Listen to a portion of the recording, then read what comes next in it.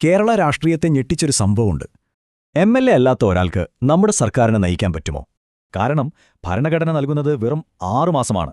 അതിനുള്ളിൽ മന്ത്രിയാകുന്ന വ്യക്തി എന്തായാലും ഒരു എം.എൽ.എ. ആയിരിക്കണം. 2004-ൽ കെ. മുരളീധരൻ മന്ത്രിയായപ്പോൾ ഇതായിരുന്നു അവസ്ഥ. ഇനി 6 മാസത്തിനുള്ളിൽ എങ്ങനെയെങ്കിലും എം.എൽ.എ. ആകണം. അങ്ങനെ മുരളീധരന് മത്സരിക്കാൻ വേണ്ടി മാത്രം വടക്കാഞ്ചേരി എം.എൽ.എ. ആയിരുന്ന വി. ബലറാം തന്റെ സ്ഥാനമങ്ങ് രാജിവെച്ചു. തുടർന്ന് നടന്നത് ശരിക്കും ആവേശകരമായൊരു പോരാട്ടമായിരുന്നു. നിലവിലെ മന്ത്രി കെ. മുരളീധരനും ഇടതുപക്ഷത്തിന്റെ എ.സി. മൊയ്തീനും തമ്മിലുള്ള തീപ്പൊറി ഏറ്റുമുട്ടൽ. എന്നാൽ കെ. മുരളീധരനെ പരാജയപ്പെടുത്തി എ.സി. മൊയ്തീൻ അട്ടിമറി വിജയം നേടി. അതോടെ ഉപതെരഞ്ഞെടുപ്പിൽ തോൽക്കുന്ന കേരളത്തിലെ ആദ്യത്തെ മന്ത്രിയായി അദ്ദേഹം മാറി. സ്വാഭാവികമായും മന്ത്രിസ്ഥാനവും രാജിവെക്കേണ്ടിവന്നു.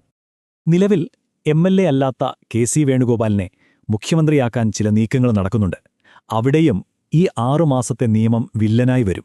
അപ്പോൾ ബാക്കിയുള്ളത് ഒരേയൊരു ചോദ്യമാണ്: ഈ ചരിത്രമറിയാവുന്ന കോൺഗ്രസ് വീണ്ടും ഒരു പരീക്ഷണത്തിന് തയ്യാറാകുമോ?